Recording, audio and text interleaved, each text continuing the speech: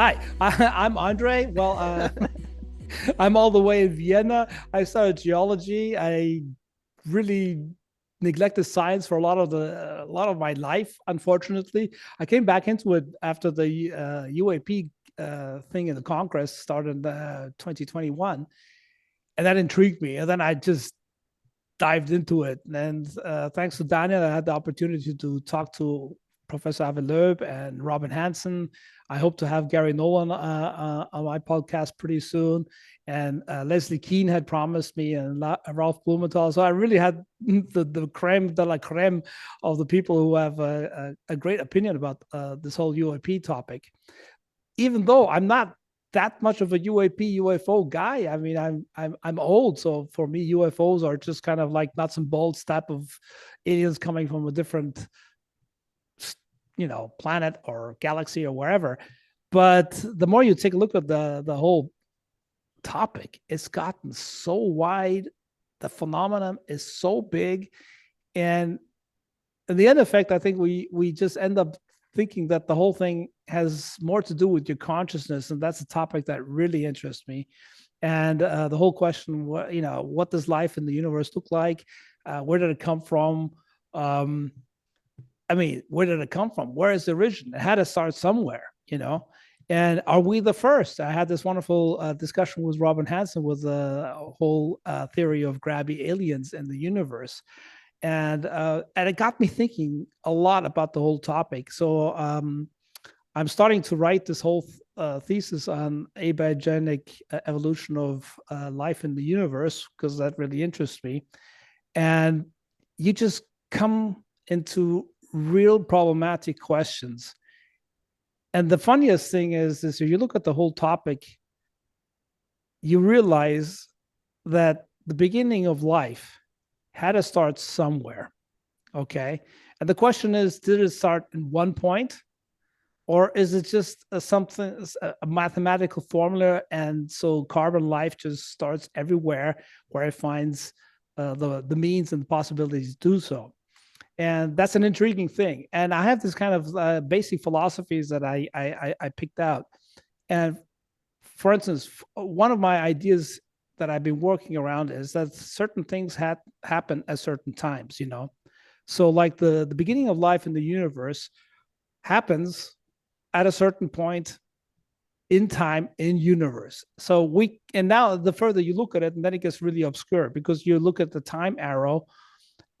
We're used to having the time arrow just going into one direction, just going, boring from left to right or right to left, whatever. It's just going one direction. But right now, scientists are looking at, okay, what happens if, the timeline doesn't go into one direction? So the whole question of where the beginning of life started becomes a lot more complex. So obviously, my whole writing on this whole topic has gotten really complex, and I'm waiting for more scientists to come up with more crazy ideas. Because actually, if you think about it, the crazy people are not the everyday people. I think the crazy people are the scientists. If you actually think about what they're saying, it's absolutely obscure. We have the basic notion that out of a mere energetic environment where there's a probability distribution that expresses itself in a material form. Okay. So if you look at the beginning of the universe, you had nothing. Then there was this big bang, supposedly, if that theory is correct. We don't know. But nevertheless, we have an energetic environment with a probabilistic distribution, and that expresses itself in a material form. And this material form evolves into heavier elements through nucleosynthesis, through whatever, explosion or supernova, you get heavier elements and so on and so forth. And you have a wonderful distribution of elements in the universe. And I'm actually having a discussion with an astrophysicist, thanks to Daniel. He asked me to take that discussion with him because I'm actually quite curious if the material distribution in the universe is equal. And is it the same everywhere, even on the widest outskirts of the universe where the galaxies are way older than ours? If the distribution is the same there. But nevertheless, so you have a natural distribution of elements. And out of these elements, suddenly you have this wonderful chemical carbon. And this carbon is just adapted create more complex molecules. And these complex molecules create living beings, that constantly evolve to something that has consciousness. Actually, the universe has created, if you take a look at the whole process, and that's the weird thing about this whole thing, is that the universe has created a self-awareness process. So the universe has, from the immaterial aspect, has created itself in a way that it can look back at itself and say, why the hell am I actually here? Okay. And I think this is such a wonderful, incredible, inexplicable thing that happens, because you have something that immaterial that comes together. And if you look into the details of what is actually happening in the process of this immaterial so that it can become conscious, it's absolutely phenomenal. Let's take for instance, there's this, it's called the Leventhal complexity. So what happens is that in your body, you have amino acids. They kind of twist and turn and they fold in milliseconds and they become a protein. And the structure of the protein is extremely important for its function. And that actually, if you think about it, they actually try to synthesize this whole idea with artificial intelligence. I think it's called alpha folding. They had a supercomputer work on it, and it actually can put 95% of they finally found a process of kind of artificially recreating these processes, how the amino acids can fold themselves correctly to create the protein that is needed. But we may not forget, it's not only the question of how it folds, but it has to fold correctly in a certain structure so it can be applicable in your body. Now, that gets me thinking. The crazy thing about this whole idea, if you go down on this level, is that you ask yourself, who the hell is in control? Is there a basic formula underlying everything that creates this method of creating consciousness? Is it just a coincidental thing? Because the weird thing is that science actually excludes coincidence or Zufall, as you call it in German. I like the word in German, Zufall. It's kind of like it drops into your lap. Es fällt mir zu. Is he was in German, and in English the translation was it's kind of falls to you. So it's an inexplicable kind of a situation, and that's actually quite phenomenal, because science wants to exclude the process of coincidence. But if you look at the whole thing, the explanation of everything is coincidental. So it's not really it's a weird thing. And that made me realize that science is actually only a description. Science is not an explanation. And I think this is what a lot of people get wrong. Even the scientists get wrong, because an explanation would tell you why something's happening, and the why is a very personal perception of the universe. And that's the difficult for the phenomenon we're taking a look at. So what does have the whole thing to do with the whole thing that's going on below? Because if you look at this Leventhal, there's amino acids that are just like combining themselves in a certain structure, in a certain form, so it can do its function in a proper way. I ask myself, is there something underlying the whole thing?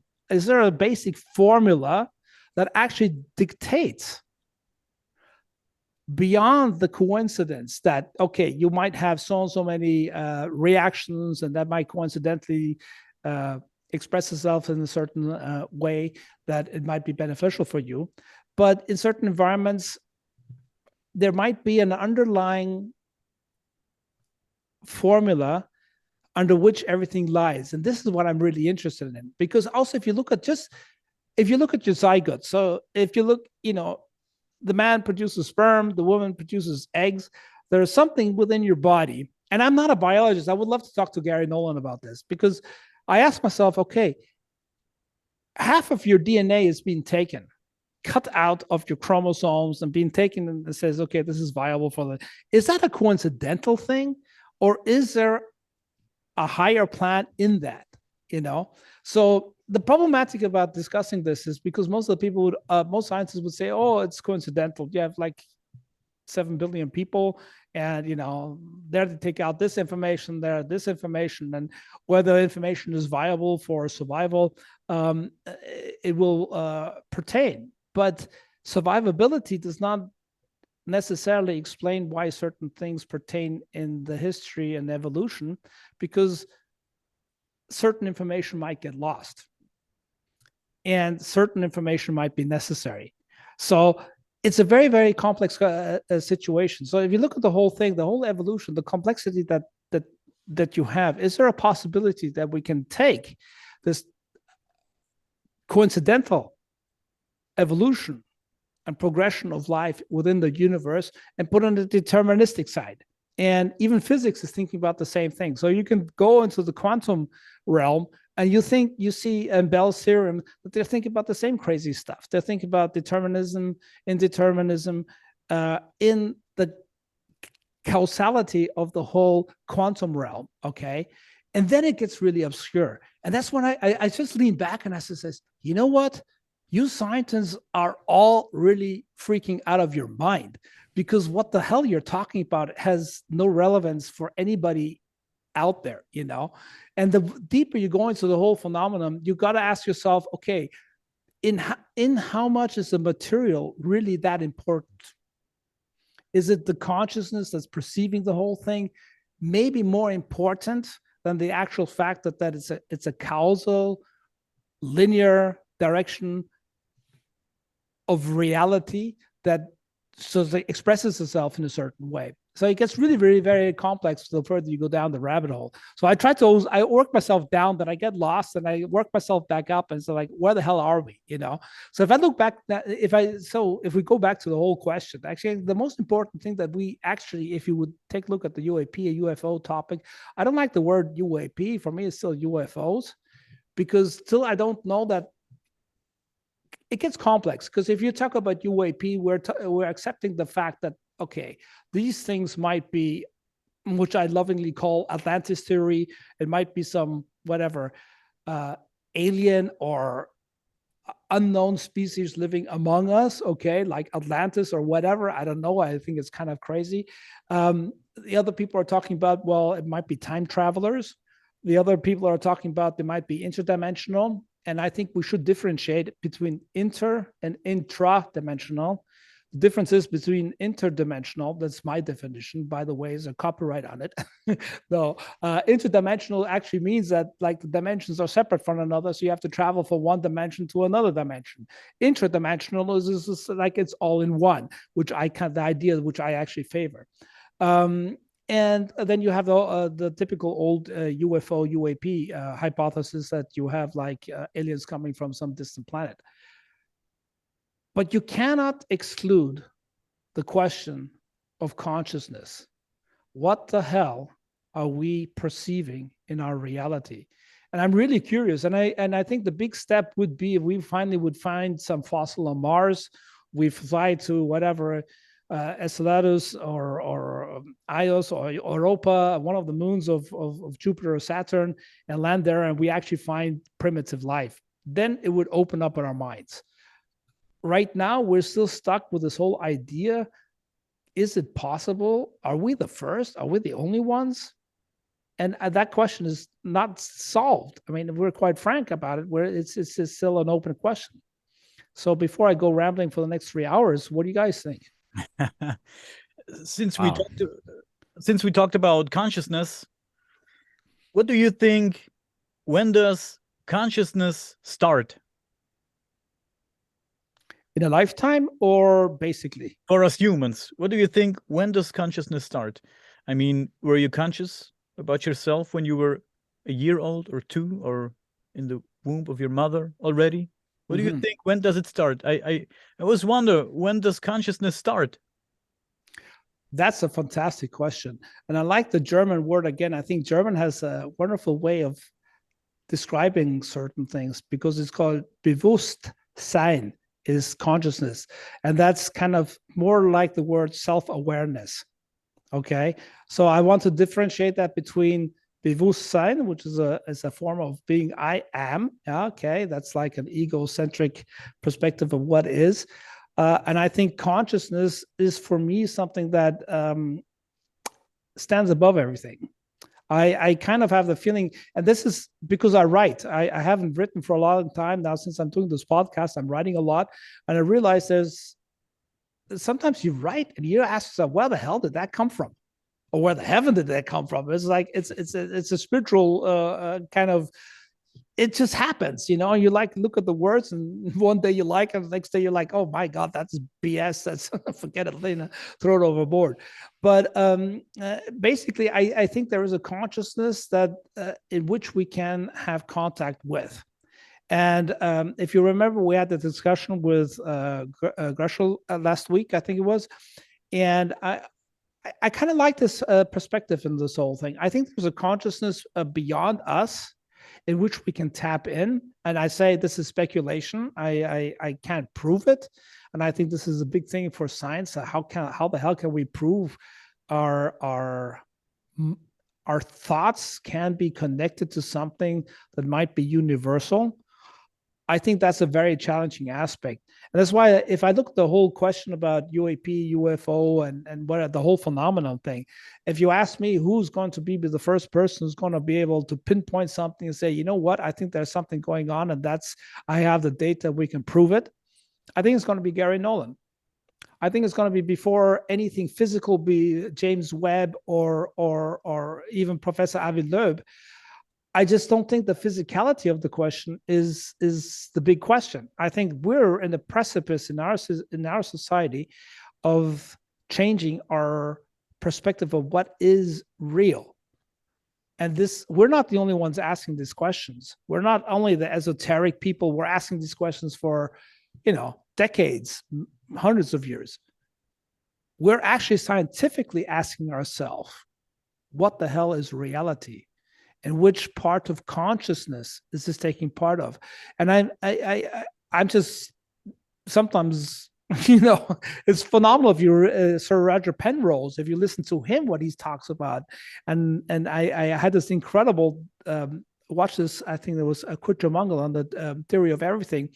I forget the name of the people who were there. And they were talking about consciousness, where it could come from, and they were talking about the quantum realm, so to speak. It sounds like Marvel Universe. I don't know why Disney doesn't jump onto this. I don't know if we get sued if we mention Disney here, but it's just absolutely phenomenal that we cannot exclude, and it's obvious because I'm a solipsist, which means I cannot objectivize my subjective what experience. I cannot, I don't even, because it's just happening in there, so everything that's happening in right now is just in my head. It's not out there, it's in my head. So I think this question is going to be the big thing. And if you ask me, I think the cognitive sciences, consciousness, cognitive, neurological sciences, the interesting studies that they're doing now with DMT and LSD, I think are going to open a lot more doors than we all think.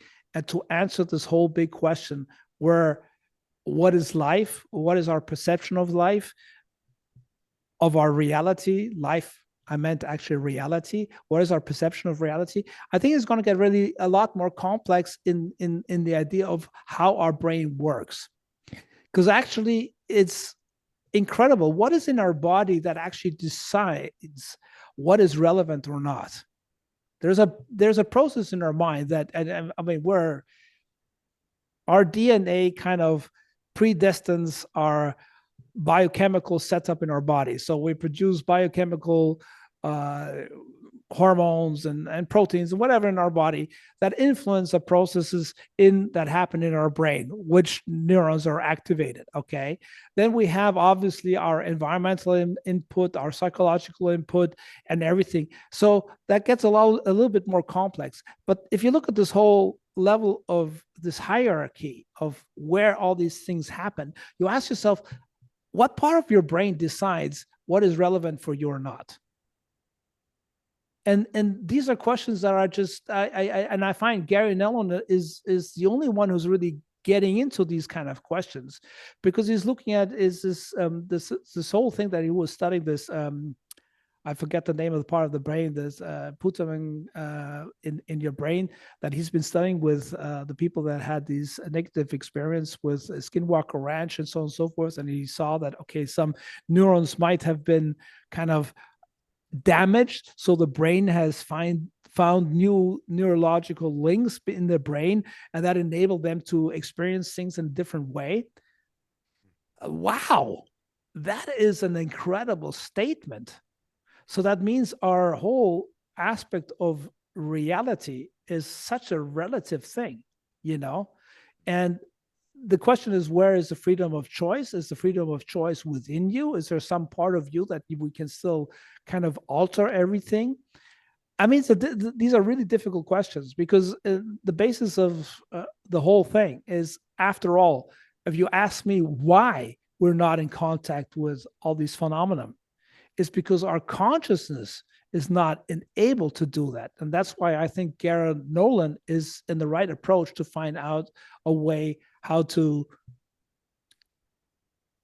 prove the whole thing, you know, or at least find scientific data to say, okay, look, we got to follow down this rabbit hole to see why some people are experiencing this phenomenon and others are not. Okay. The bigger question is, how do we gain the majority of the people on this wonderful planet Earth to understand that we have a phenomenon going on and there is a phenomenon going on. And I'm convinced about that. And no, I don't know what it is. I'm just speculating. I'm thinking. I'm going down the rabbit hole. I'm listening to a lot of people. I read a lot of books and read a lot of scientific papers, and I haven't got any wiser. I just found that all these people who know a lot more than I do have the same thoughts that I do, you know? And I think this is the whole process of what we're sitting here talking, and the people who are listening might catch on to it and might think, okay, wait a minute. We've got to sit back and actually really maybe think there is another way of approaching reality than we are doing right now. But it gets difficult. And maybe religion could be another block in that step forward too. You know what I'm saying? Thinking outside the box, because religion is worldwide and influences a lot of people. And I like to think about the primitive religions when they first started. Like, they worshiped the weather. Basically, that's where those were the first gods. And then you see like a shift in ancient man, that they're drawing on walls of like these creatures that they're interacting with, like the Native Americans and the Eastern Indians were interacting with the gods that came down with the flying vimanas. And yeah, just the technology that they're describing in holy books. Maybe they didn't have the right vocabulary, but again, I think, yeah, religion is kind of like another blockage of some people that just don't want to think a little bit further about consciousness and I'm split about. I agree with you totally. I'm split about religion. On one hand, I think it's a very useful tool, because without that, I think we'd be swimming in it's like swimming in the ocean at midnight without any moon, no light, nothing. And you don't know what's up, what's down. Are you swimming up? Are you swimming down? It's a scary thought. And I think that's why there is religion for certain things. On the other side, I think I think it was a book from Graham Hancock, where he wrote about was it Graham Hancock? I read too much, can't remember the names. and he was talking about ayahuasca, and I thought that was really very, very interesting, because I do believe, and this is another aspect about the whole phenomenon, there are psychedelics out there, and I believe the studies of psychedelics will actually open up our understanding of our cognitive and conscious processes in a way that we did not expect. I actually read somewhere, I think it was Johns Hopkins University, that they're giving volunteers. I think it's time I went over there for DMT experiments. And what they did, because DMT, I think, is a very short experience. And so they're doing it on kind of like a drip, so you can stay in the experience a lot longer. Or is it in London? I can't remember where they're doing it, in London or Johns Hopkins. I don't want to say something that's not quite correct. I just get things mixed up sometimes, read too much. Anyways, what they're doing is they're giving these people the same psychedelic experience at the same time. And they want them to go to this other realm and come back and find out if they actually were able to meet and communicate on the other side. Now, bam, if that's possible, then we got to really say, okay, wait a minute, what the hell's going on? Okay. Because if they're able to take that experience, let's say over an hour, go over there, wherever on the other side is, okay, meet their frogs and whatever aliens or whatever they do, and they go on the other side. It's a very mystical experience, and they come back, and they were able to communicate on the one side, remember it, and kind of extrapolate their experience. Then I think we're in a new realm. Then we have to kind of, everybody's got to like pull the handbrake. New cars don't have handbrakes anymore, but in the old cars they used to have handbrakes. Or and you like say, okay, what the hell is going on? Because then we have to understand that our reality is not solely this. There is something way beyond that. Okay, and I think those studies will just open up a whole new rabbit hole which you have to go follow down, and it's going to take a lot of time. But I think that's why I said this cognitive, conscious, neurological sciences is a bigger future, and actually arithmetically trying to locate. Okay, unless of course James Webb kind of suddenly finds whatever a TV message from an alien species, and we're like, oh my God, they had the Terminator just as much as we had, whatever. I sometimes jokingly think, what the hell? We've been sending out electromagnetic waves for about 100 years. What happens if an alien species, like, I don't know, got contact of Donald Duck and they think that's the way we look like? I said, oh my God, they got speaking ducks. Oh, that's incredible. And why does he only wear a t-shirt up to here, nothing below, It's not surprising that all the aliens come here are half nude, or whatever.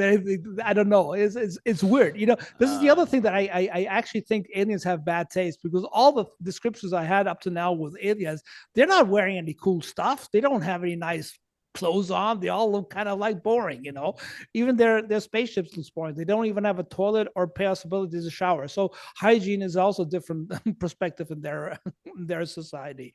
So the whole thing has gotten really weird, So I personally think, it would be awesome. I really hope that we have a kind of pipette feeding of disclosure, that the first informations we get about alien species and everything will be something over James Webb, or Avi Loeb will say, hey, wait a minute, Oumuamua, it did like spawn some, like he said, some little drones out there, and we spotted one or the other, and it's actually kind of more down to earth. I would feel more comfortable with that. Everything else is so way beyond us that I believe that we need some type of form of belief that we don't actually go bonkers, because I think this is something most of the people in this UFO community don't realize. If this whole topic turns out to be true, but they're way beyond us. I'm talking about way beyond us. Then we have a fudging problem. We have a fudging problem. We will not be able to accept it. Just look at the way we treat ourselves. If we think somebody else is on top of you, he's a little bit more elbowy and so on, how you feel. We're not going to be able to accept that. We're just so used to being on top of the food chain that I think this whole psychological aspect of the whole thing is going to be way beyond that than most people expect. So I think that's why, coming back to the whole religion question, I think it's good that people have their beliefs. I personally believe you should have your beliefs privately. You should not induct it on other people. I think that's a prerequisite of what you believe. But everybody has the freedom to believe in what they want, and they should do that. And if it gives them hold, it's good, because we may not forget, the majority of the people, I don't think, if aliens land, I don't know, I don't care where, in Wisconsin, for instance, and they come out and they show themselves. I don't know if we can really handle that as a society. What do you think? Yeah, like I think like the religious folks might just be jumping off the rooftops, or maybe might find something in all of the I don't What know. would be your first question if you actually had an alien in front of you? Holy fuck. Holy fuck, that would be your first question. No, they would say, "Let me think about it. I'll come back in 10,000 years." no, just I don't know, man. I think this is the shock and the fact I'd probably ask about us. Like, you must know, like, where we came from. Where we came from, that would be your first question, kind of like. Yeah. You know, that's a really kind of intriguing thing, because I was often thinking about it. Okay, like if I had the possibility to whatever consciously channel myself, like some people claim they get. I read a couple of books about channeling, and I read this one book that I actually believe, because it kind of confirms to my philosophy.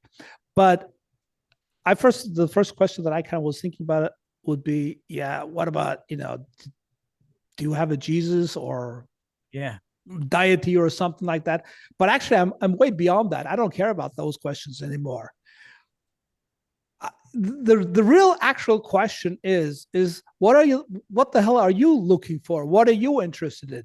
That's what I'm actually interested in. What is their curiosity? Because that's something that's because and that's the basic thing. I also last week in the discussion is that I think consciousness is a real phenomenon. It's an unusual. I don't think life is such a phenomenon. I think it's all over the universe. But I think the forms of consciousness and the way it forms due to the environment and where it is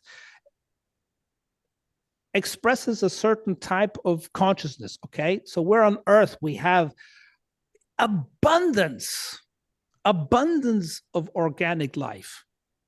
It's absolutely absurd.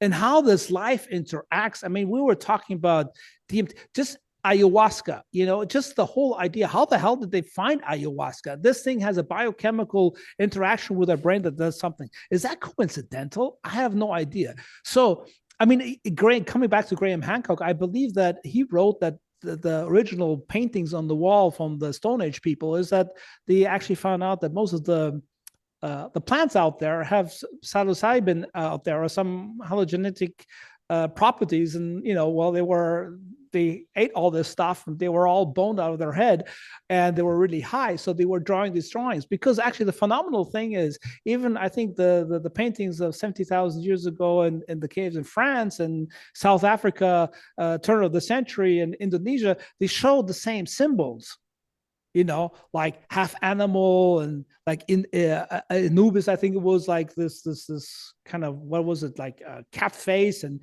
human body, and this kind of transformations. And they actually found that in a lot of these trips that these peoples have, that they have these kind of experiences. See the certain serpent people, these kind of. So they're actually all having the same phenomenon, this kind of experience. So what I'm getting at is that our diverse planet has this incredible symbiosis within itself that we're just starting to discover. So I asked myself, what about a culture or civilization on a planet where there are only 3 species? They don't have this abundance that we have. There are only 3 of them. They don't even eat each other. They're like black smokers. They chew off whatever ammonium or something, and they have a different way. The whole cultural conscious experience, and they evolve too, and they become conscious. The whole environmental aspect of the way they can perceive consciousness and reality is totally different. So I think the question of how consciousness evolves in the universe. The universe is, in a way, like I said before, as being a self-reflecting process, okay, from the material to the conscious. It'll be so interesting for me to understand what is another culture interested about. What is their curiosity? Why are they here? What are they trying to discover? Because after all, and I think this is a big problematic, also the discussion we had last week, and I'm just preparing my next blog on the whole discussion we had last week. I think us human beings have a little bit of a difficult way of understanding how a different alien species could think. Okay. because we always extrapolate it from our experience, how we deduct things, you know. I even question if our process of deduction is correct, if there's not a different way of going about getting a conclusion, you know. You ask me, if nobody's asking me why, so I'm asking myself, why would I come to this kind of aspect? Because I find it rather strange. It would be rather easy for nature to produce something like a chip, coincidentally have a whole process of reaction with silicon, and you get a chip, and it's, you know, 0 1 0 1 0 1. It's quite simple. If you look at us as a human body, as a human experience, our whole body, it's so much more complex. But in our deduction process, we don't have 0 1 0 1. We have empathy, we have biological processes that include a lot more that enable us to come to a conclusion. Okay, so it's very interesting that nature has found that we can discuss it in depth if empathy or all this emotional aspect of our beingness is a part of the basic primordial instinct of survival. Okay, that's one discussion, and believe me, I've thought about all these crazy stuff before, but let's just leave that out for a second. Nature has created a phenomenal brain, okay, that is able to deduce things in an incredible precision. If you just look at the sciences, I mean, sometimes I look at it, it's incredible. So, and this is all induced through an environment and through where we live. And a different species and from a different civilization, from a different planet, will have probably a whole different biochemical setup, a whole different process of deducing things and understanding things. And that's why I would be interested in why, or what are they interested in? What are they curious about? Because it will be a whole different aspect from our understanding. Okay. So I'm trying to be very brief with all my thoughts, and I'm probably lost everybody. And my wife would be saying, God, you're rambling again. Shut up. No, you're a good talker and a storyteller. No, it's very in depth. Again, there's just so many theories and different rabbit holes to go down. You're right. Once you go down one, it just opens another door. We have to keep going down, and yeah, it's kind of scary, isn't it? It is. It's because there is no end to it. Because once you think and I always think of Jacques Vallée. He always said, when you think you've kind of scratched the surface of one thing, you know, you're like, oh my God, there's something else, and you keep scratching, and then, you know, there's so many levels of this here, you know. And I think the basic satisfaction that we need as a humankind is the understanding that there is something that goes beyond that what we believe is necessary for us to survive. And that's where we get back to religion. But once we have this fundamental awareness that there is something grander than coincidence, you know, everything, life, whatever, yeah, or some biochemical process that coincidentally happened, and everything is just coincidence, and yeah, it just happened that the universe came together, expanded, whatever, and bang, and here we are. Like Roger Penrose says, there's like this, even when after the universe expands to the most extremist point, we all freeze into nothingness, but there is still this slow, long electromagnetic wave that might endure, and if we're lucky, we might discover this long, whatever. Wow, bloody hell. No, that's not what we need. What we need as a human race is right now that we see that the next step is feasible. And I think the next step that we cannot conceive right now, that we're bound. I think I love what Eric Weinstein says. Great guy. I hope I can talk to him someday. Is that he says we are still bound to this Einsteinian philosophy of our reality. So that means that this whole question of causality, the way, you know, time goes only one direction, you know, is so bound to our whole perception of what we can do. And that makes, you know, the whole, but I would also include thermodynamics, you know, it really bounds the whole question of what the system is, you know, because within the system, there are certain rules. And if we cannot break out of that, I think we'll have a difficult time to discover a new path for society, because we need energy. We need a different form of understanding how we can go about. I mean, if you look at what we're still doing, is all what we're doing is we're creating heat. We're, what we're doing is, no matter, even in nuclear fusion, I mean, this is what really gets me. We're not creating direct energy, electricity. We're creating heat. We're, turning a turbine, and that creates the energy we need. That's ridiculous. It's absurd. That's like 19th century. We're still steam engine. Yeah. We haven't got back beyond the steam engine. And that's something that really just, das fuchst mich, you would say in German. That really pisses the shit out of me, if I can swear for once. I've been holding back now for about, I don't know how long I've been talking right now. But I mean, that's absurd. There must be a vision beyond that. And the question of what space and time is, and going back to my whole problematic situation, why I think the question can be answered more likely in consciousness. If you remember on the beginning, I said we had this Atlantis theory, they live amongst us, the aliens or whatever they are, inter or intradimensional, inter being a dimension apart from us, intradimensional, the dimensions being within us, time travelers, or aliens from a different distance galaxy or whatever, on a planet. If you really think about it, they're not very different. Because if you're able to travel from one planet instantaneously, no matter what, to our planet, okay, instantaneously, maybe instead of taking 5,000 years, you can do it in 5 minutes or 500 years or whatever, they come here quickly. Or you're a time traveler or a dimensional traveler, you cannot tell the difference. It's going to be the same thing. Yes. For us, as whatever we perceive and we measure, we will not know the difference. It's just implausible, all this. Actually, the most plausible thing is that these bastards are right here on Earth, and they have never found it worthwhile to talk to us, because they thought we're like, oh, the human beings, leave them alone, boring people. They're just killing each other, and, they're screwing up the Earth and everything, So they're very impolite. If they're living with us and they don't even bother communicating with us, I think that's actually quite sad. There was a very interesting book called Der Schwarm. Did you ever read that? Yes. So I think it was a Danish writer, really fantastic book, worthwhile to read. Maybe we could put a link in below. I think it's a fantastic book because it actually goes into the theory that there is a being amongst us, and it kind of suddenly talks to us.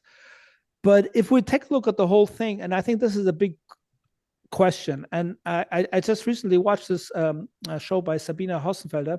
I love all her. I watch all these crazy scientists, and she says, the question of time having one arrow is not such a big deal, and I think it is, because after all, if you think you can go faster than the speed of light, then you're basically a time traveler, and then basically I think you're a dimensional traveler too, because what the hell is the difference? But then the question is, can you really live with the thought, with causality does not exist, that the time arrow does not go in one direction? What does deductive thinking mean? It kind of you kind of end up in a place where you as a human being think a lot of things that I think it just doesn't make sense. You were kind of reverted to almost a shamanistic type of perspective that time and reality is all relative. And I don't think we're prepared for that. And that's why we come back to religion. I think people will need a certain type of hold. And I think, I hope they all step up. I'm actually pretty surprised how the Vatican, I'm not religious at all. I'm agnostic. I don't even know what I believe in. I believe in something, but I don't even know what I believe that I believe. So that gets really problematic if you don't know that. But I think it's a very important aspect of reality that the Vatican has actually said, well, probably there are aliens out there, and they also had Jesus, which I think is a really cool thing, a perspective of the whole thing. But I think in the end effect, we will need these kind of stepping stones, and it will be up to the religions of the world to step up to a new idea and how they can adapt their doctrine that they had for so many years and centuries to adapt to this new idea that our reality is changing, because after all, that's what's happening. And I keep on thinking, I remember in the 20th century, I'm that old that I can think of the 20th century. They always spoke of the age of Aquarius. And I think this is really happening right now. This is kind of like a little bit awakening. We can't go on the way we've been going on. We've got to change. We've got to change our perspective of reality. We've got to change. And I'm in the process of doing that. I'm listening to all these people, and we're all in this whole big prospect. And some will think a little bit deeper, but we would need on one level somebody who's be able to communicate it, this incredible reality that's just right in front of our noses. It's like a glass door. Our noses are pressed on the glass door. We're looking beyond, but we can't grasp it yet. And it'll be there, but we'll need people to take us. It's not only going to be the scientists.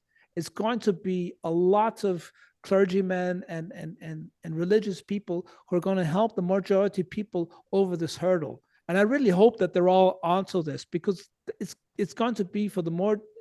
There are a lot of people on this planet. We need to not convince them, but we've got to carry them over intellectually, emotionally, spiritually onto the other side and say, look, there's going to be something, it's not that horrific as you think. Mm-hmm. Mind you, I do think it's horrific. Yeah, you're right. I think the Vatican needs to get people ready, just in general. Maybe the Dalai Lama. Somebody that's higher up. You think the Dalai Lama? I don't know. I know. I think the guy is so way above everything. I don't know. I listened to a lot of these things that he's been saying about these topics and more, and I'm always fascinated. I think the guy's awesome, but in the end effect, I think the big question is that we all have: are we as a human species really up to the next step?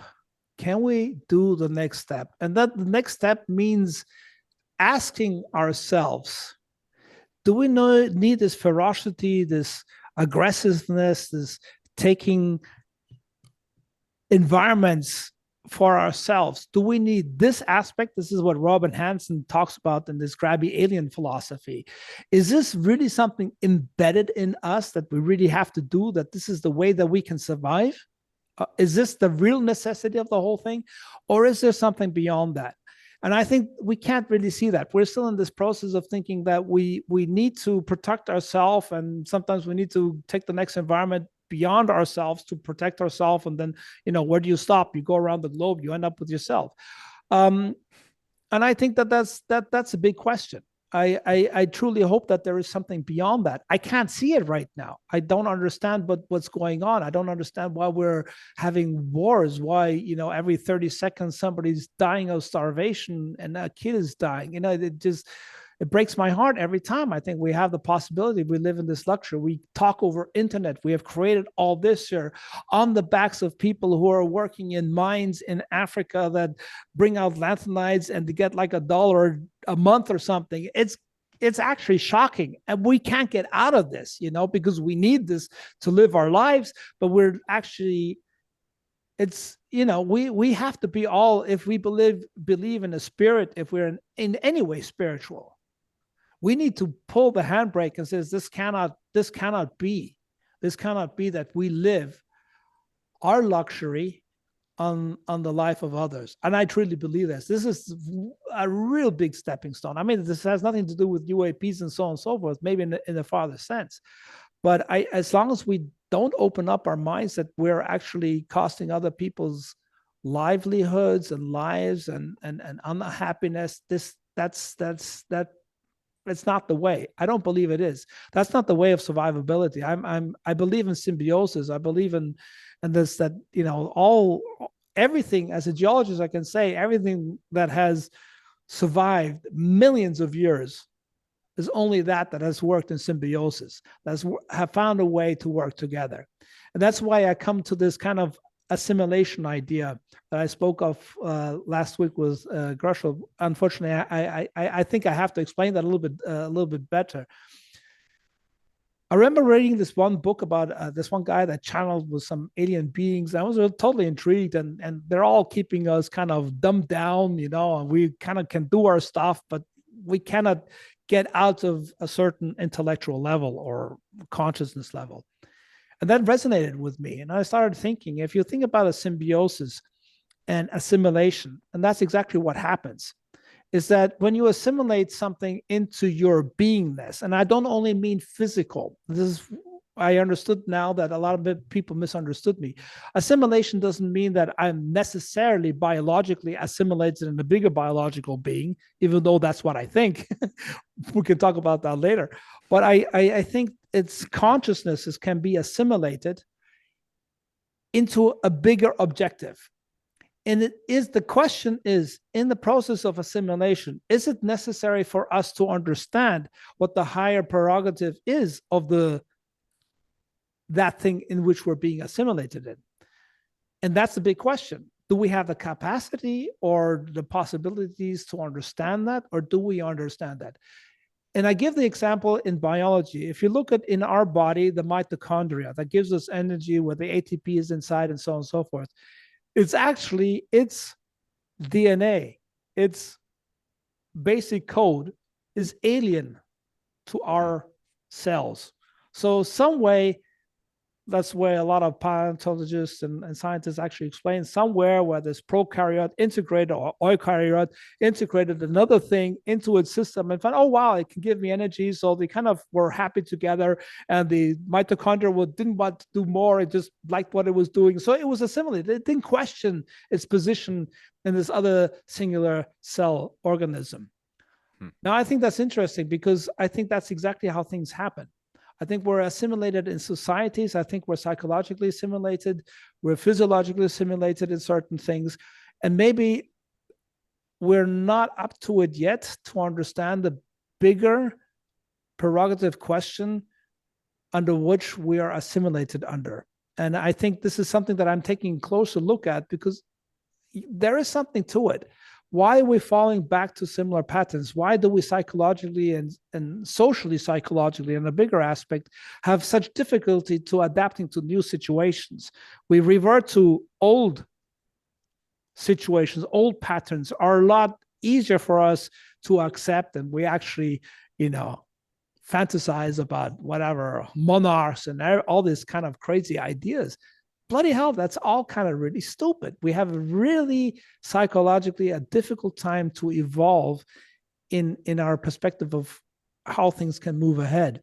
That's why I think this assimilation theory has a possible question. And that's why I also think we need religions and other things to psychologically help us get over this one hurdle that's right in front of us. We're stuck in front of this one hurdle that we can't get over. We're still waging wars. We're still selling weapons. We're still making money off, just creating gunpowder. And it's madness. It's madness. I think I like the way Elon Musk approaches. If we really want to survive, and if we're the only ones in the universe, because right now we don't have any other proof, real proof. I mean, there's proof, but there's kind of like proof that we can present to the public and say, we got proof. We need to really reconsider our position, because there's no way. We've got to conquer our solar system. We've got to move ahead and see how we can live, which bumps into a whole lot of other ethical questions. Yeah. Since we talked about proof, before we recorded, we talked about Gary Nolan and those artifacts that he has. Can we call them artifacts? I don't know.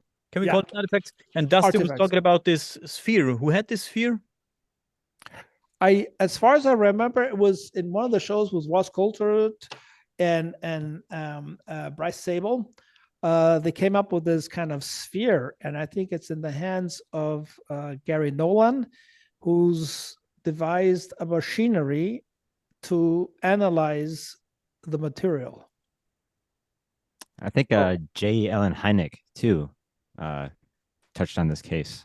Yes, that's a bet sphere. I think that's where the whole idea of this, that's really intriguing.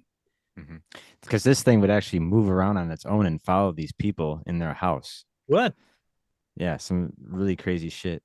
Is there any proof thi- to it? Is there like a video? Well, they gave it up to the government, and the government Never gave it said back. anything. Never gave it back, and didn't say No, anything they got about something back, but they claim it's not the same. It wasn't the same thing. It was a painted bowling ball they got back. But Yes, exactly. where does this sphere come from, Dustin? Where did they get It it? came from the sky, apparently, or apparently I think this woman here saw there's a fire, a bushfire in the backyard or somewhere near their house, and they went after.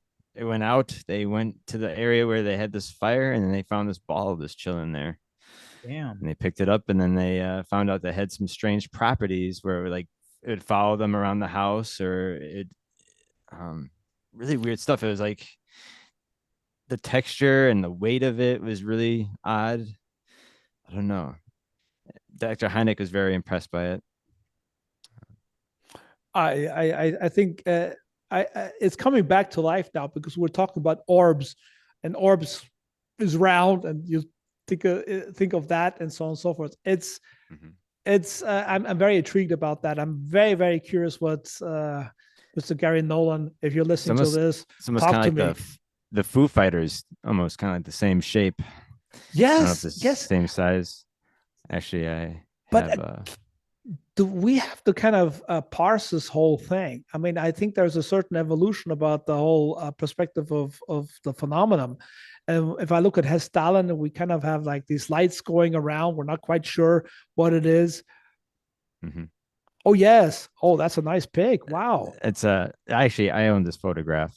Really? I have a huge series. Yeah, this is back in 1940s or 1950s. Looks like with the plane, it looks like 1950s almost. Yeah. Yeah, that's like some kind of bomber. But again, in the back of this photograph, it said, oh yeah, here it is. B-36 was taken, and then an F-84 crashed nearby. And you hear about the Foo Fighters actually messing up people's electronics in their aircrafts and stuff like that. So it's kind of intriguing to me that another plane crashed near this photograph where it was taken. So what's your take on this whole thing? That, I mean, if you look at the Trinity from Jacques Vallée, that happened, I think, almost a year and a half before Roswell. How come these things crash all the time? Because I think it does take a toll on a machine going across the universe super fast. Kind of like what we do with our own machines. You know, we push it to the limit, and sometimes they explode. I don't know. Oh, God. You mean they're like all like Formula One drivers? They're like, oh, gives a shit. Crank it up, crank it up. Oh my God, that was too much. Pull up, years, or years of use. I have no idea. Or you mean like after traveling the universe, they were bored and they yeah, were like exactly. trying to like, let's try to take this tight turn. Oh my God, that was too tight. Oh, bad. I am always intrigued about that. And that's when I come again. I think the idea of interdimensionality could be an issue here, because even with space travel, and if you go in that speeds, you're very likely to bump into something. Yeah. I think that the whole traveling thing can be more problematic than we think. But the other thing, what do you guys think? I mean, one of the reports there are a couple of reports that really absolutely fascinate me. One was the aerial in Zimbabwe, I think, that John Mack was talking about. The other one was in Westall in Australia, where this UFO landed. Kids saw it, got some messages and things. That, and what really got me, and beyond all my weird speculations and BS talking, and I'm just, thinking a lot. Those reports really got me when I listened to them when they were grown up and they interviewed the people. Yeah. Yeah. That really went under my skin. But then I think, what the hell are these UFOs landing in Africa and in Australia? Why there? You know what?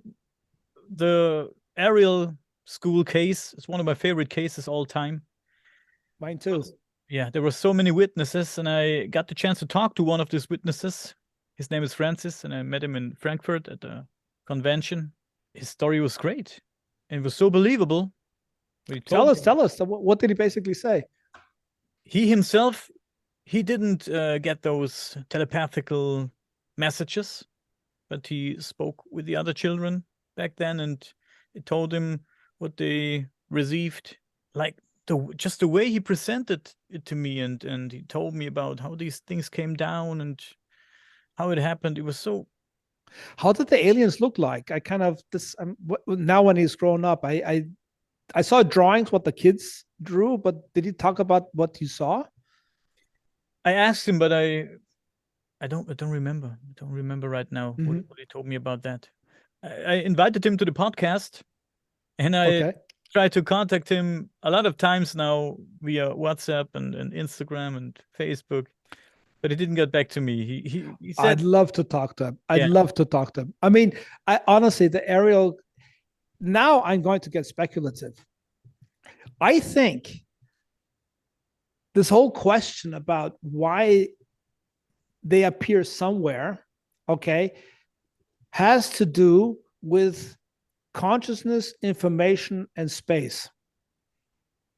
And we can have a whole podcast on this, okay? Because I think this is something, it's a local deterministic thing where they understand that information given there will have a certain effect over time and space and wouldn't have somewhere else. I think there's a purpose why they landed there. I don't think an alien species with the knowledge that they have, and if they do travel over space and time, then they have a whole different perspective of whom to tell what. I give you an example. If you would want to change anything in your life, at one point of your life, would you go back and tell yourself whatever you want to tell yourself? I think there's no sense in going back and change something that you did or said. But there might be, I agree with you totally. I wouldn't want to change anything in my life. But if it would be a necessity to give an information, you would really carefully think about where you would want to go to. It would not be something arbitrary, also zufällig. You know what I mean? There would be a certain point where you would, and if your understanding goes beyond what we understand about reality and consciousness and information, how information is set within time and space and everything, it's really complex. I think there's a purpose why that happened where it did. And that's where I agree with Jacques Vallée. I think what he said about the crashes is it's like almost like a gift. There was a purpose in that when it happened and where it happened. I don't say I understand it, but I think in the bigger concept, if I like to I go down the rabbit holes, but then I kind of like take my mind, I pull myself up and I try to take a look at the meta perspective. The meta perspective, after all, is that information is part of everything. Everything is information. In the essence, every quantum of reality is actually only information. Even every quantum and every molecule is only there to give you the information that it is, whatever it is, a piece of metal, a screen, or whatever it is. So for us, it is only information. So if you understand, and that information has a relevance in a certain position in space and time. And once we start wrapping our heads around this kind of concept, I think our understanding why certain things happen at certain times becomes totally different, okay? And then the whole question, if the time arrow can go in both ways, okay, then information becomes more important in space because time becomes, because it goes in both directions, go whatever, or more directions. I even hypothesize that who knows, maybe time has more axes. We only, space has like 3 axes, that's space, but maybe time does only have 1 axis. What happens if there are more axes to time? I actually found physicists who are trying to explain quantum phenomenon in the T2 environment, and they were able to explain certain things a lot better, but it was very, very, very complicated, obviously, because you can't phantom it. But the whole process of what is information in space and time becomes a whole different importance if you look at in the meta perspective of what it all means to us, because actually it's only information. And if you look at, this is where I come back to my whole thesis of the abagenetic evolution of life, is this whole processing of information is unidirectional. Because why is time only going in one direction? Is because we have a memory of what was. Okay. Right. It would be quite different if we'd have a memory of what would be. So causality, you got to really stretch your mind. I'm sorry, I'm opening a lot of rabbit holes, and I can go down all of them because I've been thinking about a lot of these things, but it gets really obscure and difficult because we're still living in our life of sciences that are based on this deductive reasoning that actually needs an arrow of time to explain some mechanical processes that we see in our real world. When we come down to the quantum world and the boundary world, this is what interests me. What comes between the quantum world and our how to say, physical world, there must be a certain type of boundaries that expresses itself in a different way. And the only way that I can say the difference is that we have an exclusive access to information that we don't have in the quantum world because it's a probability.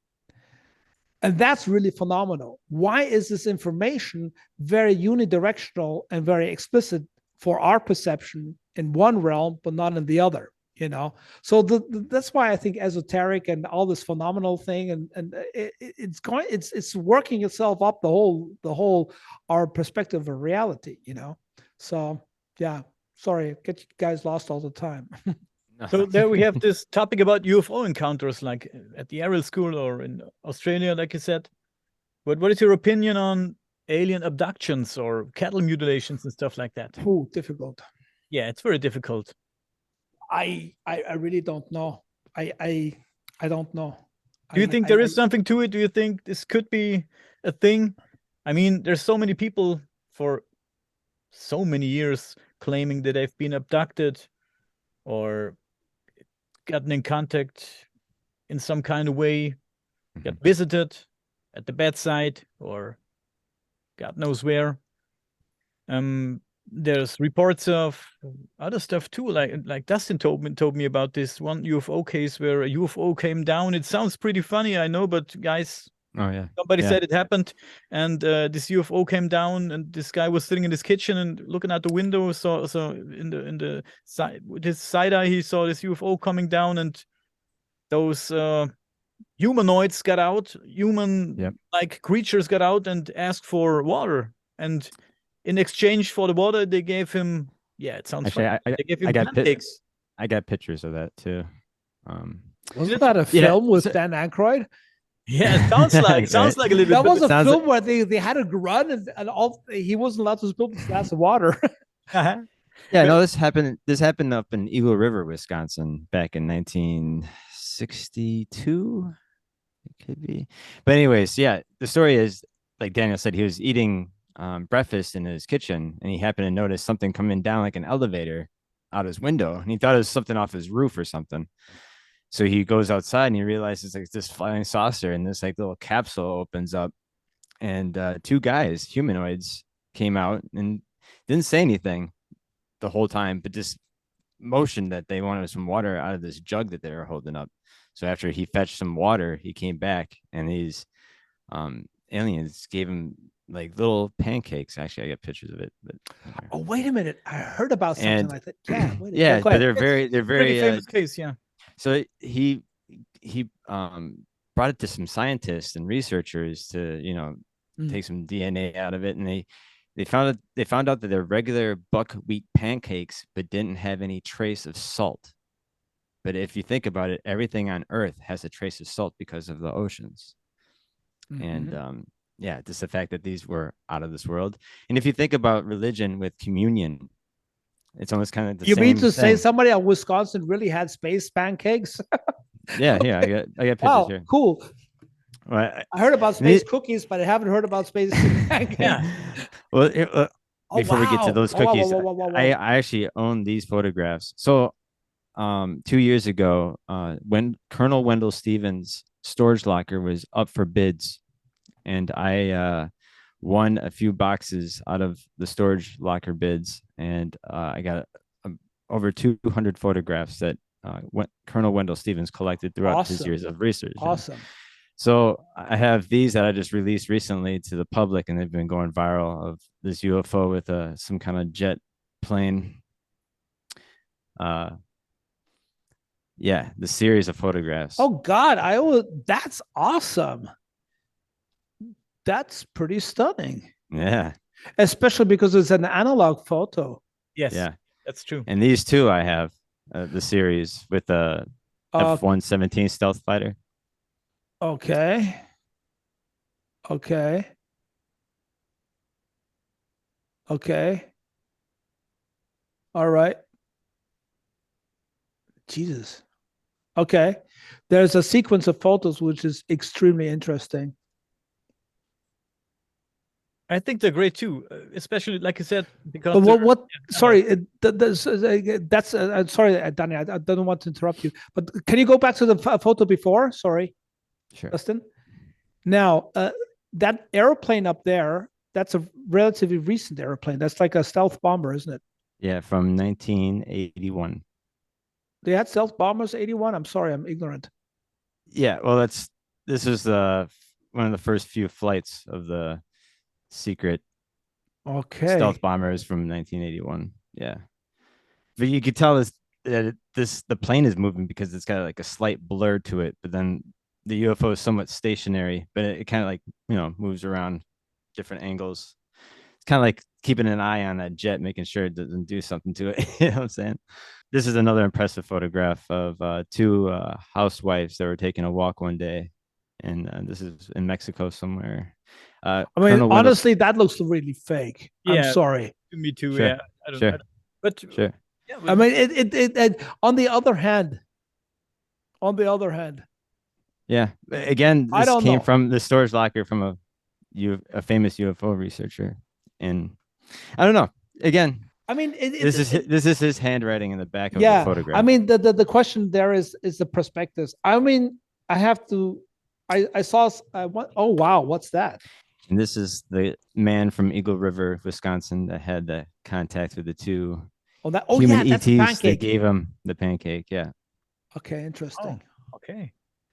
So yeah, he actually took a bite of one of these things with the extraterrestrial standing there. Oh yeah, really? He said it tasted like a piece of cardboard, and he's like, no wonder they're so small if they're just eating that shit. Oh, but no, the guy actually described inside the UFO that he saw from standing outside of it, that they were like, it was like a flat grill that they were just cooking it on. It was like a flat top. It looked like it was heated. Obviously, it was like. You mean they flew all the way to Earth to have like a grill out in nature and relax, and we forgot the water. Hey, let's ask this dude. Again, some pancakes. If you think about it, with how communion came about in religion. Ooh, it's almost this bread and water, yeah. With the bread and water, right? So again, it kind of makes you think, well, is there a correlation with that? I you know what? I think these spiritual correlations are not that complex.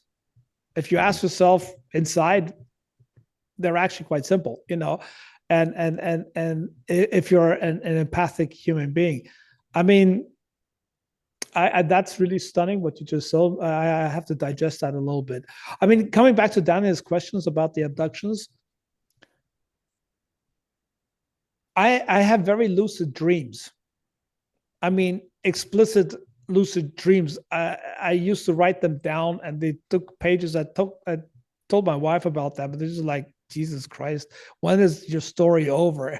Because she knows I like to talk, but I cannot discredit the abduction. There are just too many out there. Too many people that have had this intensive experience.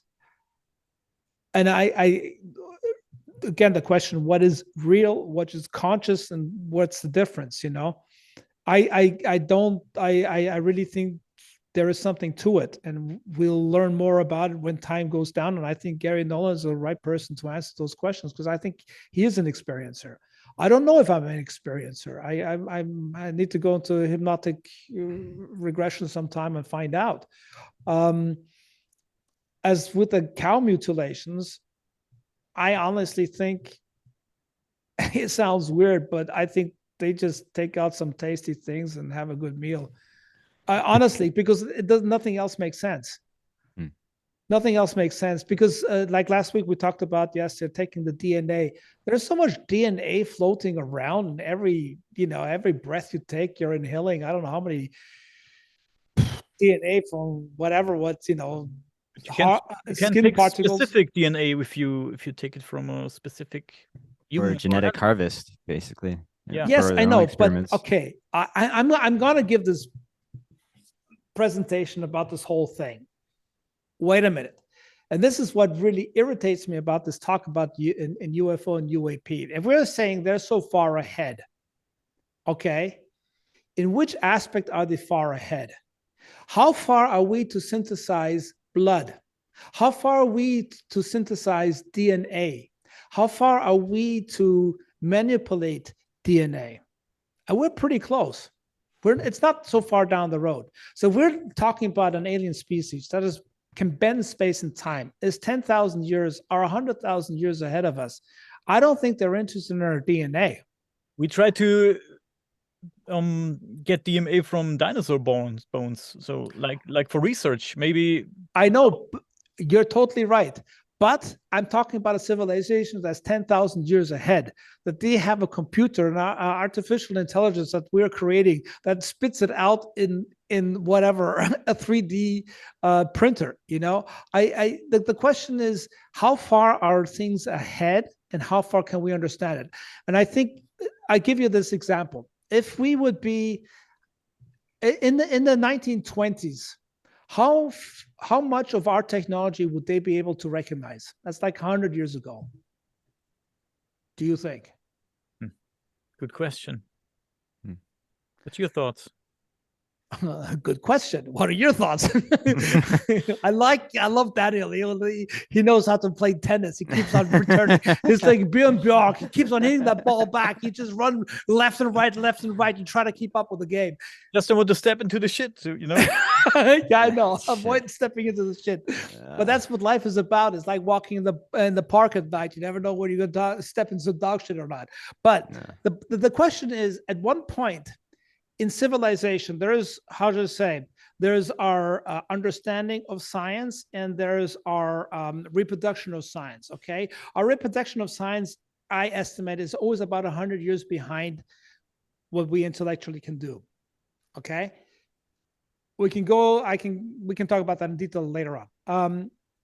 Now, if we're talking about a society, a civilization that is another 100 years ahead of us, how much of that can we recognize? There's certain aspects of that technology that we can recognize because it interacts with our environment. Obviously, those interactions we can recognize. That's what I'm speculating, what we are measuring right now. That's what we're calling the phenomenon in different ways. If it is 10,000 years ahead of us, holy moly.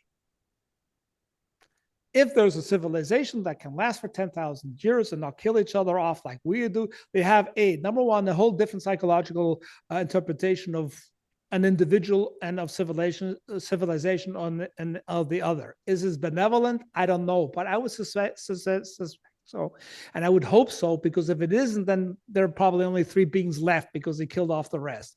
Okay. Then the other aspect is, in which level of technologies can we evolve? I'm trying to condense all these crazy thoughts that I have. Okay, if we take a look at technological, we'd have to accept that they're pretty much technological ahead of us because they're able to come here through space and time and dimensions or whatever time to get here. So technologically, they must be advanced. Okay. How far, if you are technologically advanced, how far does your biological understanding come with you? Okay, so I would say we're right now that actually biology is overtaking our technological advancements, because technologically, well,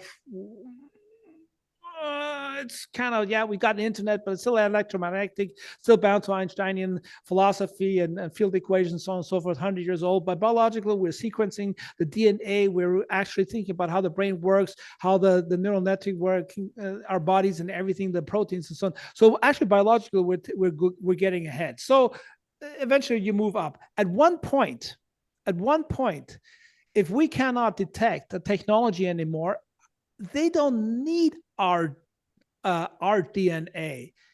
I think quite probably the bigger understanding of what they're interested in our DNA is the influences they can take, okay, in our consciousness and biological being.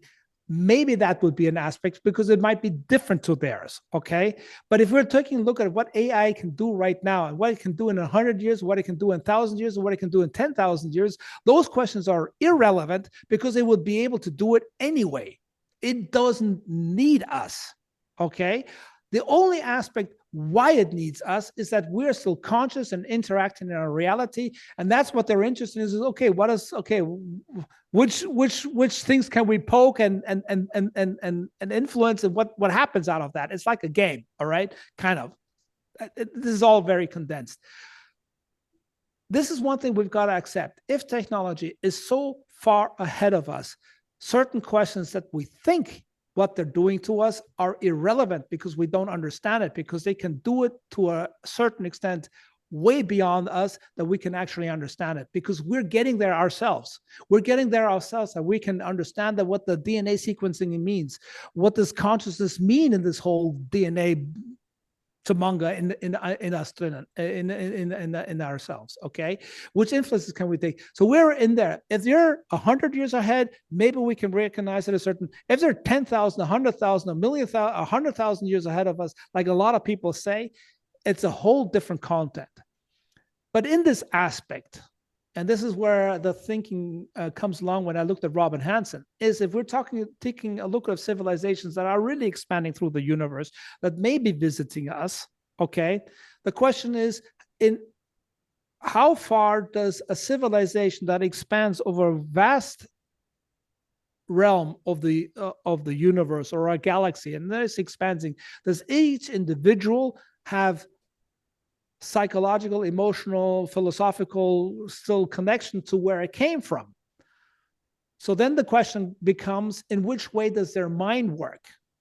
Does their mind is it a hive mind that they're like, no matter where they are, they're still, attached to Akasha or whatever you want to call it, in some kind of consciousness where they're combined, so they're still living? Or is this individual that's going out in space and time just on his own? He's like the lone rider. Is like, I'm somewhere out there in Utah, my Harley Davidson, and I don't know what's happening in New York, So that could be it, that these UFOs are just flying around. They don't have any contact. I don't know. But we must accept the fact that if they're ahead of us, certain questions that we think might be prevalent to them are actually irrelevant to them because they can do it anyway. And that's kind of my philosophy. If they're 100 years or 200 years ahead of us, it's a different question. And this is a whole different type of philosophy that I've been tried to get into the conversation with Avi Loeb and Robin Hanson. The question is that the only species that we should fear are the species that are not so far ahead of us, maybe 100 years, maybe 200 years ahead of us, because they're not that evolved. A species that is 10,000 years, 100,000, or a million years more evolved than we are, they have a total perspective that, wow, Jesus, I don't know if there's a drug out there that would make us understand it, that's way beyond us.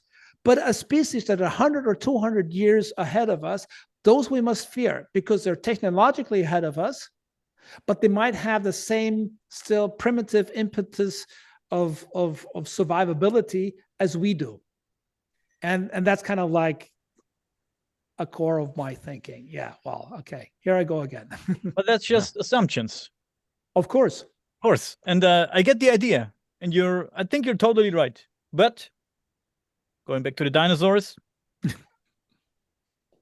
Yeah, isn't that how far amazing? ahead are we to the dinosaurs? And we still want to extract DNA. Or another example. Let's say we find a primitive being on Mars, very primitive being on Mars, like a little animal, like mouse-like animal, we would also try to catch it and extract DNA and see what it's made of. I mean, it's research. And I don't think I think it doesn't matter how far ahead you are. If you find something interesting, you want to know what it's made of, or like you said, what you can do with it, what could be a use for it, stuff like that. I think out of my current perspective, I think you're totally right. I totally believe that. But as for the dinosaur DNA, it's because we're just right now dabbling with the DNA. We want to say, hey, wow, can we like have a Tyrannosaurus Rex or Jurassic Park somewhere on running around? Can we do that? We're kind of like still this infantile kid trying to do all this stuff, you know? We don't need it. We don't really need it. Well, who knows? Dinosaurs, Brontosaurus steak might be pretty good, you know? But we want to have it. We want to research on it, but we don't really need. Do we need it? Like, no, but we do it anyways. You know where you're so right, and this is where I always run around in circles. The biggest phenomenon in me is this abstract, I mean, I deal in art now. Abstract thinking of human beings is such a creative thing that we can't get a hand of it. And I think this is where actually science sometimes runs down because they've become so, you know, I think the great scientists are those that don't give a shit anymore. They just say whatever they think. But I think we're still dabbling about it. But what I'm getting at is that if we have, I think there will always be curiosity in which way certain genetic combinations create certain awarenesses and perception of reality and consciousness. I think that will always be the game. And I think that's what's going on. I totally agree with you. But I think after a certain progression of civilization, technology, and intelligence, I don't think that's necessary anymore. I think actually the influences taken are not going to be on a DNA level. I think it'll be on a whole different level, because I think, as I said on the beginning, I think consciousness is on you know, there's Bewusstsein, as I said, this is our awareness level, you know, and there's this consciousness level that is above us. That's the way I would like to describe it. And I think these are mechanisms that we're beginning to understand right now. We're understanding it on a psychological level. C.G. Jung talked about it and everything. So I think we're just getting there. But I think personally, if we talk about a civilization that's so far above us, if I just look at what AI can do right now, it's stunning. I saw this one guy on Twitter. He actually asked this ChatGPT for every nation to give a picture of a supervillain. And it was really interesting, because that's a very interesting question. Because the artificial intelligence has to ask itself, okay, what does this country represent? Supervillain is actually more interesting than the superhero, okay? Because the supervillain looks also on the dark side of every nation's past. And then it gave images of every nation. And I went through and I was like, wow, that's really fast. That's really creative. That's awesome. It was incredible what it generated. Now, if I extrapolate that, if you take this artificial intelligence and you go beyond these boundaries, and it can go not only to, because it showed me that it can take an historic path, put a kind of an idealism on top of it, and represent something with that. That's an incredible process. And if AI is capable of doing that, then I think in 100 or 1,000 or 10,000 or 100,000, we're talking about, some people are talking about that these things have been around for millions of years and influencing our DNA, you know, then I think that happens on a whole total different level. But coming back to the dinosaurs, what I'm really asking myself, how the hell is 180 million years wasted on, I don't know, big, huge animals walking around, just eating each other, eating whatever is around, and not contemplating about the complexities of life. I think that is really the big question: is why the hell did we spend 180 million years just doing that? Yeah. Have you seen the movie that just came out called 65? No, I didn't. You should check that out. It is absolutely amazing. It's one of my new favorite movies. And it's about ancient astronauts that crash land onto Earth 65 million years ago with dinosaurs. And there's only a few survivors. And you kind of think of the same concept. It's with David Driver. I'm sorry, not David, Adam Driver. Yeah. Yeah. So again, the concept, maybe it could have been the same exact thing. They were kind of like the refugees of an alien race that crash landed here a long time ago and lost all the technology, and they had to start from scratch, basically. How would you do that? How would you do that? Yeah. Well, how did ancient man move like 70 tons of blocks across deserts and different terrains? Honestly, I don't know, like how, I don't know. I mean, they could have been extraterrestrial themselves. Who knows? That's one of the things that I really got interested in lately. I'm a geologist, and if you take a big, we had like this 10-kilo hammer, and you hit the rocks, so you want to take some samples, hit on a piece of granite. I invite anybody to do that.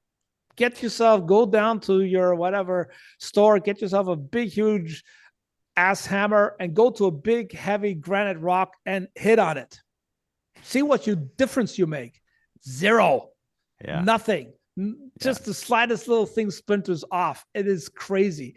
And then when I go down to my museum here, I was in Egypt once, only for a day, unfortunately, on business trip many years ago. But when I go down to the museum here and I look at the sarcophag, where a mummy was inside, the walls perfectly straight, 90 degrees, and then the front side curve, and it's like perfect, and it's polished, and it's diorite. That MF is so hard. And you may not forget, that was Egyptians' time. That was Bronze Age. They didn't have bloody steel or iron. No. How the hell? And then I look at recently, I forgot these two young blokes. They actually took one of these granite vases and they had the 3D scanned. I forgot their names, but it doesn't matter. They made a 3D scan, how perfectly it was made and polished. People, I tell you, that is not explicable. I cannot, out of a pure sense, I'm not very handy man. I don't know. I'm not very talented in this, but it's phenomenal. No, think about the H blocks in Pumapunku. They're like prefabricated blocks that just look like they just came out of a machine, but like so intricately cut. And then you look at their toolbox and you only see chicken bones and dental floss. And you're like, what the fuck is going on? The same with Egypt. You must think, okay, let alone. I'm not even talking about the whole tools that they needed to just, excavate one of those big, huge, 700 tons blocks. I'm not even talking about it. If you want to polish them down, as the sarcophag that I see in my museum here, if you want to polish it, you need material to polish. Okay. I'm sure somewhere in the sands, you must find whatever they use to polish it. I mean, they can't find the tools, but at least tell me what the hell is the polishing material with which you polish it. Polishing is a very hard thing to do. Right. It is really hard. And I don't get it. I sincerely do. And I think Graham Hancock and I think it was Randy Carlson, I saw them on Joey Rogan, and they were talking about it's quite probably that civilization is way older than we think it is. And I guarantee you that they're right. I personally, I would put all my money on it almost. I definitely think it is. Is it an alien civilization? I don't think so. I think we would have some sort of geological or some type of marker to identify them. Unless it's what you said, that they crash landed here and they said, oh, holy shit, our spacecraft is broken. Nothing's left. What do we do? Let's see what we can do with what we got here. That's a possibility. But let's say an alien civilization that uses energy technology that we know in a certain extent, I think we would see some type of marker in some kind of in the last 10, in Antarctica, they did enough drilling that everything you do mechanically somehow gets into the atmosphere, and if it's a mechanical process of some type of machinery, there will be a marker somewhere. I know maybe not a lot of scientists have been looking for it. Maybe they should take another look at the records, and maybe they'll say, holy shit, look at this, and we got whatever. I mean, it's the same thing when we talked about the extinction of the dinosaur with the comet that came. Only then they just started to look at the the boundary, the carbon KT, what do you call it in English? I forgot it, and I learned it in German, so I can't remember. So this boundary area, they look for iridium. Iridium is something that you would find in a higher concentration when an asteroid crashes and it comes into the. They didn't look for that before, and then they found these markers all over the world in the same type of boundary levels. And extinction levels. Okay, so maybe we should take another look. What type of materials should we be looking for? Maybe in Antarctic ice drills that maybe range back 10, 15, 20,000 years. Maybe we find some markers. Then I would revisit the idea and say maybe there was a higher technology. Up to now, it was not found. Okay, but I don't think we've been looking for it either. That's quite honest. But if it was very long ago, we couldn't find it anyways, because we can only trace this stuff back like 2 or 3 million years, which is a long time. But if it was before, so well, it depends what you look for. I mean, if we're looking for something like let's say some higher concentration of I'm grappling right now. Some type of metals, that hard metals, whatever, or wolfram, or I don't know. Something that would have to do with and some type of markers. Okay, I think we could find them also a lot earlier. C14 gets difficult because the half-life time is too short if we're talking about millions of years. But I think in 10, 20, 30, 50,000 years, we could find a lot of stuff. If we're looking for other materials, it will get difficult with interpretation. This is why I'm very interested. I, as a geologist, would like to ask Gary Nolan, what the hell are you looking for? Because if you look at the nature of reality, if you look at mineralogy, it's very precise. The minerals grow after very precise symmetries. It's incredible, actually. The fundamentals of our Earth is incredible. Every rock is built up of minerals, and every mineral is very, very, very precise. You can look through the microscope and detect what type of minerals are according to their optical properties, which depend on their atomic structures, and the atomic structures are very precisely crystallographic in a crystallographic system. So it's actually very phenomenal. So if you look at certain minerals, they're very, very, very, you can look at a muscovite, you can take it apart, you can look through it, they're in layers, they're very precise, they're a very specific combination and constellation of the atomic structure. So if I'm looking at that alien stuff, I have to ask myself, what do I really have to look for to actually make it alien? So that's even in science, you have the problem. If you're looking, that's why I'm saying in the biological sense, it would be easier to prove alien presence because they nuked our brain or DNA or something, and there is like, whoa, look, 10% of our DNA is like from viruses. I mean, that's incredible. We don't even know if viruses are alive. They go around, inject their bloody DNA in us, and we mutate because of them in a certain aspect. Can we find other aspects of our DNA? Probably, that could indicate that there was an influence, probably in our brain structure and so on. More likely than in all these other questions, unless maybe James Webb catches up on a radio message from some alien, whatever, music show on some alien planet. That's of course I think that would be the easier way, or finding an artifact like Oumuamua, and we bump into it and we lock onto it and we can open up a door and walk inside. I think those would be a lot easier to accept as being alien in nature. All other indicators are very difficult scientifically to really say 100%, look, we're talking about this has to be an alien technology, even if you look at a marker that is so many years ago. So I think that the scientific process is going to be quite difficult. Even if we're looking at the phenomena like at Hesta and Skinwalker Ranch and all the other things that we're filming, I think we're documenting reactions in our environment, in our reality of something else, but it doesn't explicitly tell us what that something else is. So that's going to be the difficult step to go beyond that. What the hell is that? So we're faced with a lot of problems on our world on a physical, scientific level to actually prove, hey, dudes, man, this is alien and we can prove it. This is it. It's going to be a long way there. Mm-hmm. So my final question is, because we've been rapping for some time, do you think in our lifetime we're going to find out? I think so. I hope so. It's because this slow drip, now that the government is talking that we can't explain what these things are, and we're shooting them down now, and not, telling us that they're picking up all these things that they're shooting down. It's just, yeah, something's gonna pop. I think. How long do you, Daniel? What do you think? I think yes. In your lifetime? Yes, I'm sure. How many years do we have to wait, do you think? I'd give it, well, with all this stuff that happened the last few years, I'd say, yeah, maybe I'm stepping in the shit right now, but I'd say 3 to 8 years. Dustin, we know everything. Yeah, maybe Dustin? 10 years. Probably 10 years.